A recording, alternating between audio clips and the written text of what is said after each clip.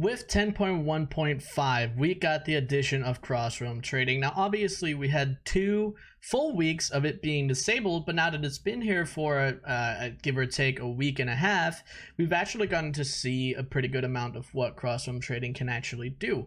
Now, if you don't know what it at all impacts, and if you haven't been playing recently, Blizzard added as a part of 10.1.5, but also, you know, just as a general thing, they added cross-realm trading. Now, you have to take that literally. It is only physical trading between realms. So it's the entire region. If you're trading with somebody completely different, or you have a secondary account, then you can make a physical trade, so 6 items at a time.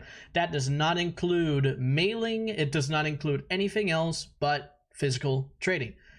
Now that we have that out of the way, there's the only items that are really impacted by this change are the things that are obviously not already regional, being non-stackable items. So that's transmogs, that's pet. Well, pets is kind of something that you could already kind of move around because it's bind on account that you can cage and uncage, but still it has relevance. Then there's mounts and other, you know, bits and bobs. It's really important. There's a lot of potential, you know, for good gold making opportunities. Now, the reason that I'm making this video is just to make a kind of give you guys some tips and tricks to how you can use cross-realm trading to your advantage. Now, whether or not you're doing this for gold making purposes or you're doing it for collecting purposes doesn't really matter. This will be the same thing. Now, one of the better resources for this purpose would be something like Undermine Exchange. There's also Saddlebag Exchange, I believe it's called, which is more like the gold making aspect of it.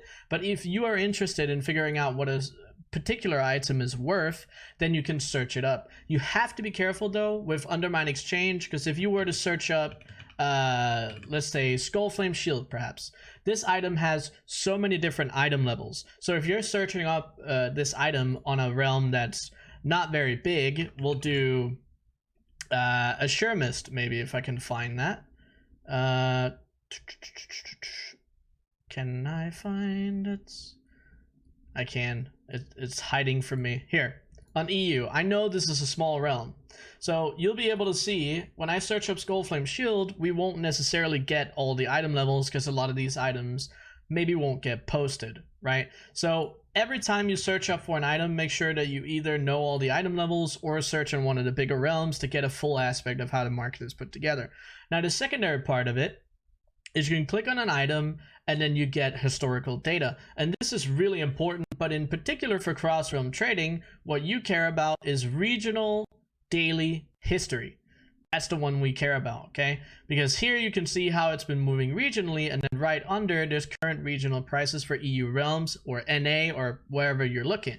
And then whatever realm that you're searching on, you'll be able to get an idea of what it's valued at on different realms. Something to pay attention to, you can obviously see that's Terran Mill, which is where I'm searching for it. This particular eye level of the Skullflame Shield has to be what seems like the lowest price. Now, if you were to, you know, move over to any of these realms, we have like 100k, 120, 130, 200, 250, all these prices that are way higher. There's a multitude of different reasons for why prices are different. You know, a smaller realm, less competition, not as many buyers, and all of those things is something that you can take into consideration.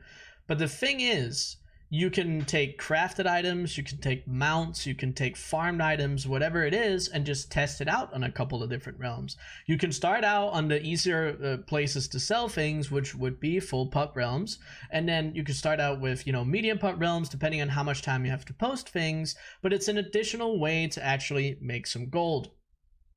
And if you're interested at all, all it requires is either 2 accounts, or if you have a friend that can create a tune on another server for you, then you can easily take your items over to somewhere else. And it removes a lot of the strain that the auction house had with it before, because you used to have to buy a character transfer to be able to move any items over. So now that that's completely removed, the amount of gold that you have to make is much smaller. And as for what items are good, that's kind of something that you need to figure out yourself, and something that only really comes with experience. Obviously there's some things that you can find that has good sell rates, good values, you know, previous good sell data, whatever it is that'll help you along the way. But to get like a good understanding of a lot of different markets, you really just need a lot of experience. But that's something that you can do. There are other resources available, but this is probably one of the easier ones to use and one of the more popular ones. And there's a lot of data that gets updated here, but you just have to remember when it comes to regional stuff, it's not something that where you'll see if there's a really good deal, oh, you'll get told about it immediately. It takes like an hour or two for the site to really catch up to how things are going. So if something is really cheap on a particular realm, then you might miss it if you're not actively looking on the realm. But you can get a very good idea of how some realms are moving, and maybe potentially if you want to move some items over to another place. And this could also be the case if you have one realm where you have a million duplicates of certain items. You could take that over to another realm and potentially sell them faster or get more gold in other places. I know this is not something that everyone actually enjoys, but this is something that will be actually very lucrative for a lot of gold makers. And on the Discord community, if you guys are not a part of it, I'm seeing multiple people, obviously including myself as well, being able to sell things on other realms and moving things around. Most recently for myself, I took something like the Fell Flame Inferno shoulder pads. If you guys don't know what these are a Legion raid BOE that drops for leather users. And this has always been a good piece of transmog. And I was able to find, this was a while ago now, but I was able to find, for example, on Terran Mill, in my case, I found it on another realm. For 15k, I found the, I don't remember exactly which raid level it was, but I found one of them for 15k. It might have been these, the purple ones. And I was able to flip those very quickly for like 15k profit. It was on one of my most recent mailbox openings. So that is something to consider. You can search up a lot of different items for this particular purpose. You don't have to start with a lot. I mean, you can start out with 5 items, you can start out with 10. It all comes up to you. You don't have to go big. You don't have to have like hundreds of auctions to make this worth it. It's something that really has some good potential. So if you're interested at all, this is what I would do. If you guys have any questions on how any of this works, make sure you drop them down in the comments below. And I do also want to make sure to say thank you to all the Patreons or patrons over on Patreon that support me every single month. Over there, guys, you have the opportunity to get shopping lists for Point Blank Sniper, which would be good for something like this. But I also have a bunch of TSM groups, alt army related stuff that goes into farming a lot of the things that might be very valuable to sell. So if that sounds at all interesting, make sure you hop over on Patreon and check it out. There's a link down below in the description. But thank you guys very much for watching this video all the way to this point. If you did, make sure that you type long boy or Bruto, whatever you prefer for the long boy, just because that's fun. But either way, I appreciate you guys for watching the video, and I'll see you on the next one.